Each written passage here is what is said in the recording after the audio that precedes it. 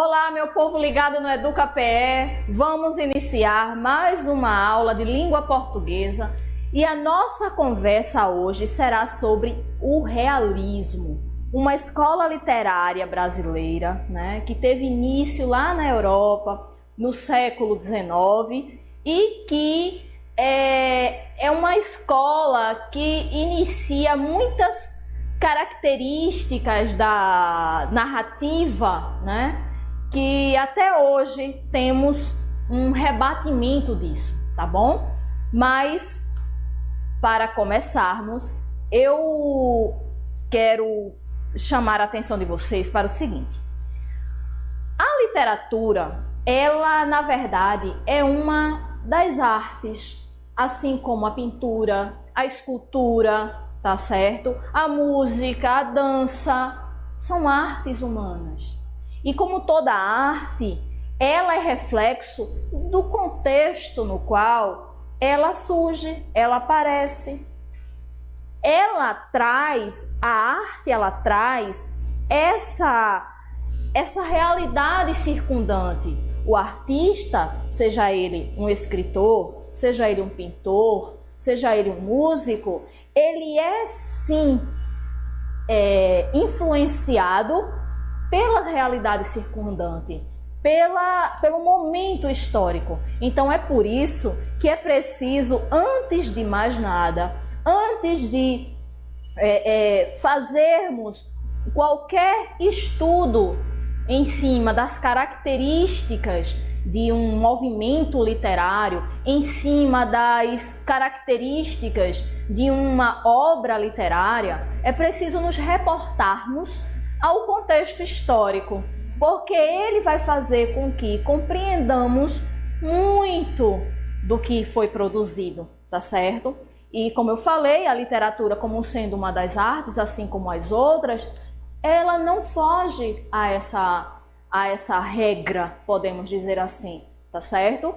E o que eu quero também chamar a atenção sua é o seguinte: no que diz respeito ao Enem, esse aspecto do contexto histórico, ele é bastante cobrado, muito mais do que você saber, infelizmente, digo isso enquanto professora de língua portuguesa e como amante da literatura, infelizmente, aí é o meu ponto de vista, não cobrar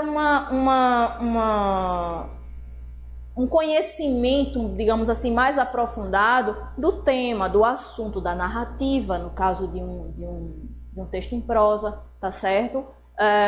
De obras, tá? Ao contrário da UPE. A UPE, ela cobra isso do candidato no SSA, tá? Quando ela sinaliza uma obra, é preciso sim que você tenha lido e não apenas tenha lido resumos, tá certo? É muito importante que você, de fato, tenha degustado a obra, tenha lido as obras sugeridas, sinalizadas no manual do candidato, tá bom? Mas, no que diz respeito ao Enem, esse conhecimento do contexto de produção, esse conhecimento dos aspectos da escola literária, do estilo de época, vai te ajudar bastante.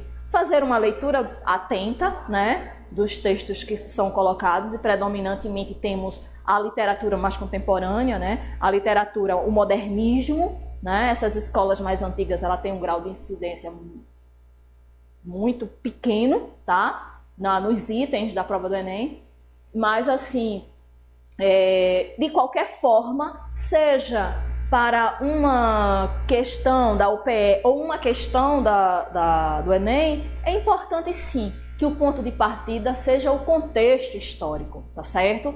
E aí nós precisamos ter em mente o seguinte: esse realismo, ele ocorre, ele surge lá na Europa na segunda metade do século XIX, tá certo? 1850, segunda metade de 1850 em diante.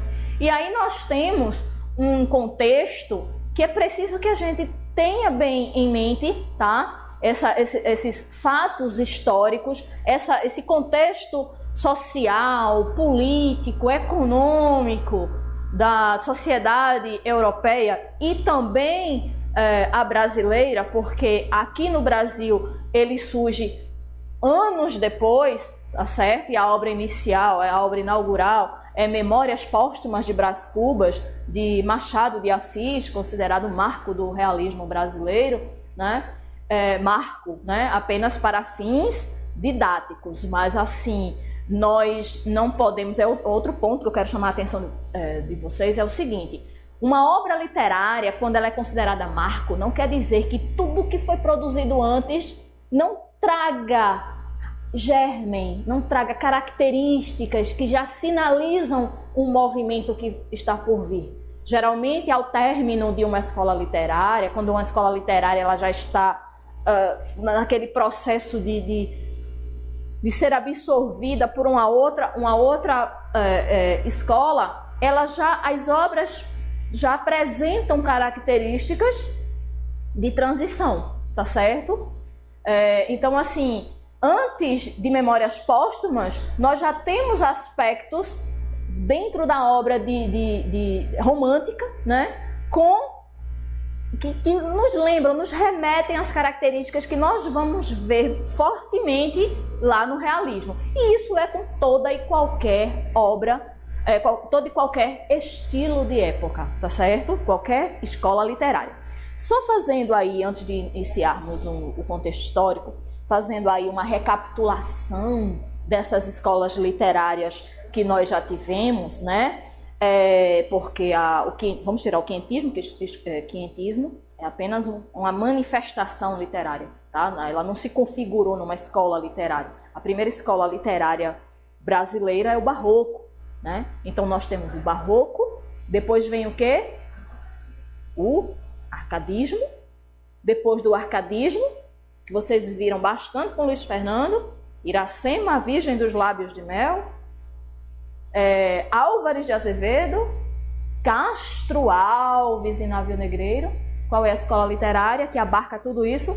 O romantismo, tá? E depois do romantismo é que nós entramos no realismo, tá certo? Eu vou mostrar a vocês lá adiante, né? Essa questão de objetividade e subjetividade, que ela é cíclica, ela é... Na verdade, eu não digo nem cíclica, eu digo ela é pendular. Ela vai e volta com uma outra roupagem, digamos assim, porém com a ideia muito próxima, tá certo?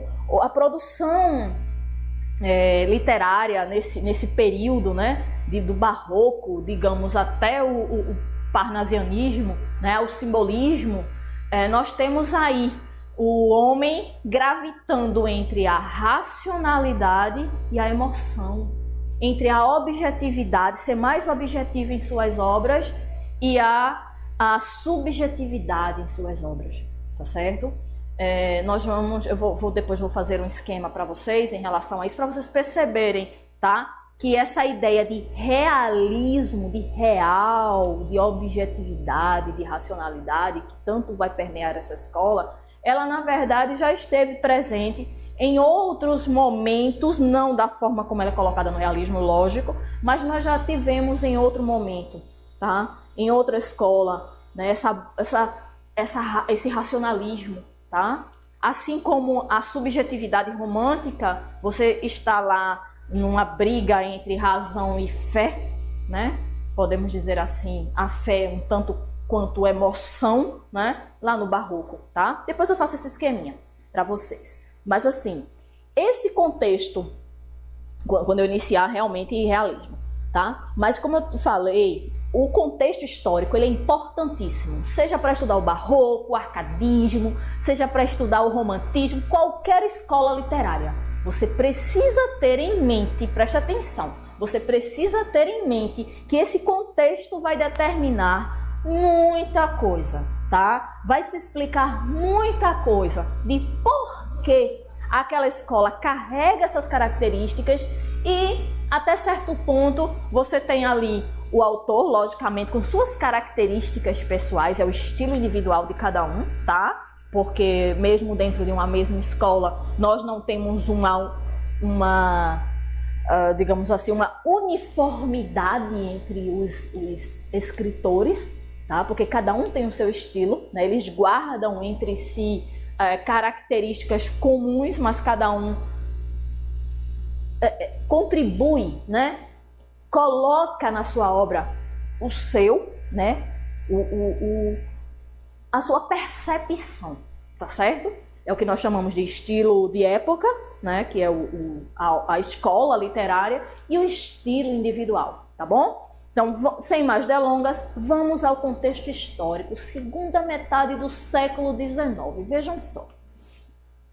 Na segunda metade do século XIX, nós temos aí a segunda revolução industrial, que, como os historiadores falam, na verdade, é uma continuação, é um aprofundamento, é um aperfeiçoamento das técnicas que se iniciaram lá na primeira Revolução Industrial, no século anterior, no século XVIII, tá? Na Inglaterra.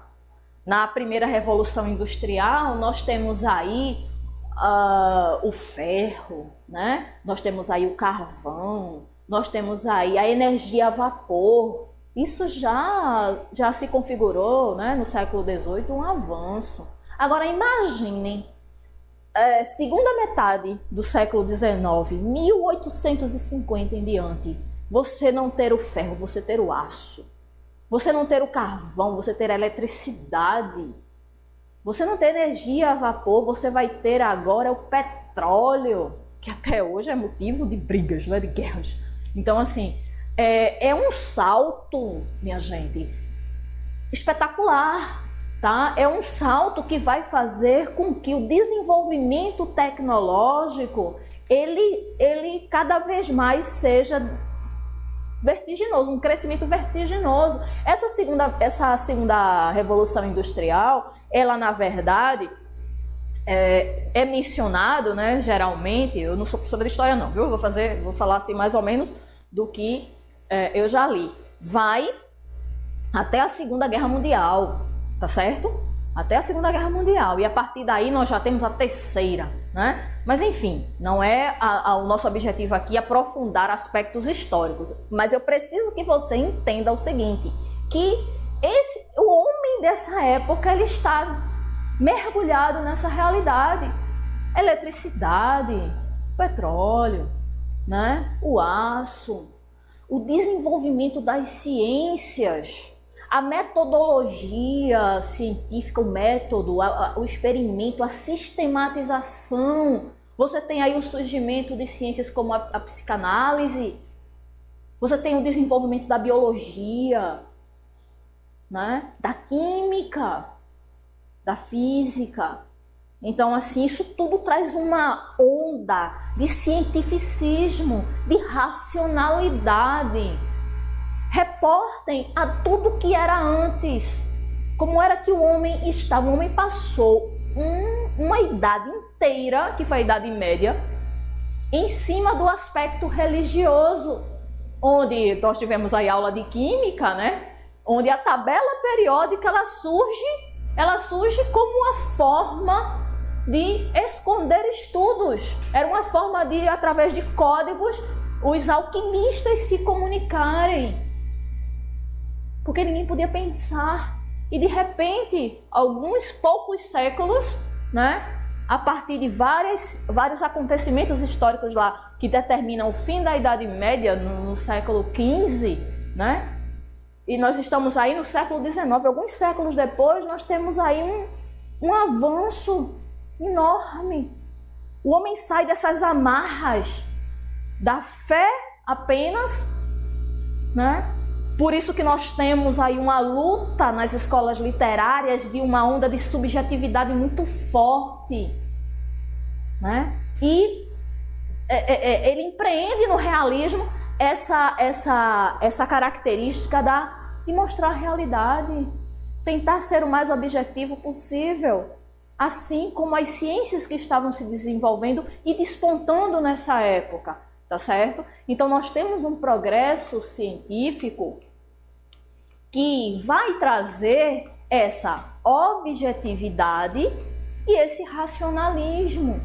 Teorias, elas surgem nessa época, que são teorias importantíssimas, que eu não vou detalhar porque elas estão mais fortemente apresentadas, né, no movimento seguinte, que é o naturalismo, que é considerado o realismo científico, né, que é a teoria evolucionista, a teoria determinista e a teoria positivista, tá certo? Então a teoria evolucionista, você aí que gosta de natureza, você que gosta de biologia, Charles Darwin, processo da seleção natural, onde só os mais fortes sobrevivem, tá? O determinismo de Taine, onde você tem o quê? No determinismo, o meio, né? A raça. É a raça, o meio e o momento. Ou seja, o homem, ele é produto de sua raça. Características hereditárias, elas são determinantes para o comportamento humano. Você tem o meio no qual aquele indivíduo está inserido e o momento pelo qual ele está passando são determinantes para as ações humanas. Nós vamos ver isso já no realismo, tá? Quando, por exemplo, nós temos Eugênia, corta para mim, nós temos Eugênia, uma personagem em Memórias Póstumas de Brás Cubas, que é coxa, tá? E é filha de um casal que Brás Cubas, quando criança, tinha visto que namoravam na moita. Então, além da menina ser coxa, ele também se lembrou, poxa, Eugênia, ainda por cima, é filha de um casal que namoravam na moita, que eu flagrei. Vejam aí, uma presença de determinismo nessa ação de Brás Cubas. Ela é fruto, né? Entendeu? Ela é fruto de uma família que havia uma certa permissividade para certas ações. Entenderam? Então, é dessa forma que essas teorias elas aparecem nas obras literárias. Então, não tem como dissociarmos de jeito nenhum o momento pelo qual o autor ele viveu, tá? Das características das obras. Tá bom? O positivismo. O positivismo é essa ideia, né, da sistematização, da experimentação científica de Comte, né, muito presente aí na nossa bandeira, ordem e progresso. Nós temos aí o pensamento positivista que permeou, né, os meios militares, porque a proclamação da República foi, né, nosso primeiro presidente, o Marechal Deodoro da Fonseca, um militar, e já temos uma história militar no Brasil, né, já desde a proclamação, e essa ideia positivista ela está na nossa bandeira, né? E na verdade a ideia de Comte é o quê? É a sistematização, a organização, a metodologia, né? A metodologia, o estudo metodológico organizado para se chegar de fato ao conhecimento. Não é assim que as ciências procedem? Não tem uma metodologia científica? Né? Então, assim, essa é a realidade do homem do século XIX. Tá? Então, eu quero apresentar a vocês esse quadro. Tá? Esse quadro é da fase realista de Van Gogh. E o nome desse quadro é Os Comedores de Batatas. Para vocês, eu quero que vocês tenham bem em mente que esses movimentos que ocorrem, que comumente se acha que é só literatura, eles também estão na pintura, na escultura. Então nós temos um realismo também na pintura, né? Só estou ilustrando, porque senão vai se tornar uma aula de arte, não de literatura. Mas eu quero que vocês percebam esse quadro de Van Gogh, Os Comedores de Batatas, quando ele apresenta trabalhadores, certo? Trabalhadores com roupas simples, com feições grossas, comendo o que é fruto do trabalho deles, o que é fruto do suor deles. É digno, tá? Nós não temos aí uma imagem fantasiosa, dramática, melancólica, não é aquela característica lá do romantismo que investe muito no dramático, tá? Nós temos aí a realidade. Vejam os traços das mãos, as mãos grossas, as mãos calejadas. Pessoas simples. O retrato de uma realidade da época. Por que não dizer atual, né? Então, assim, eles estão aí comendo batatas, tem um outro personagem, um outro indivíduo no quadro que está aí colocando café nas xícaras, né? Enfim, estão aí em um momento de descanso, degustando, comendo, né? E são trabalhadores, tá certo? Porque eu quero que você tenha em mente o seguinte: esse realismo ele surge após o romantismo, que é uma escola burguesa, que é uma escola que surgiu após a Revolução, com a Revolução Francesa, e digamos assim, é a revolução nas artes. É a burguesia sendo mostrada na arte, porque até então a arte era aristocrática. A arte, a Arcade, do arcadismo, é aristocrática, ela representa a aristocracia, tá certo? E o que é que você tem no romantismo?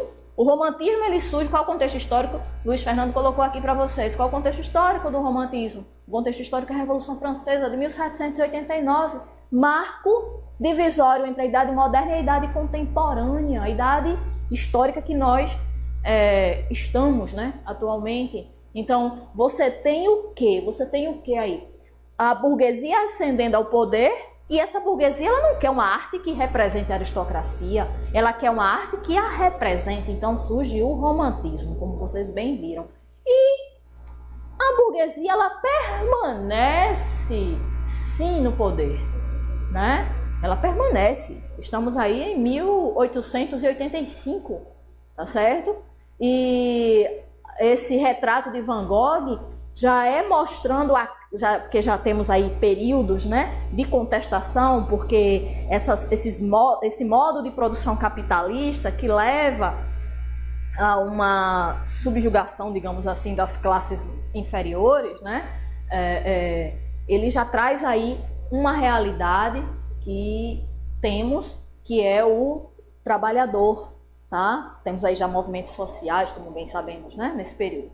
Pois bem, e as obras, indo para as obras literárias, a Memórias Póstumas de Brás Cubas, na sua maioria, os personagens são burgueses, são das classes altas. Virgília, né?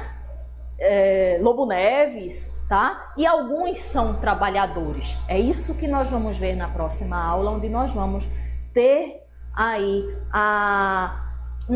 uma ideia das características que permeiam o realismo, seja ele europeu, seja ele brasileiro, tá certo? Aguardo você na próxima aula, onde nós vamos continuar e encerrar o conteúdo relacionado a realismo. Um abraço bem grande, estudem e continuem firmes.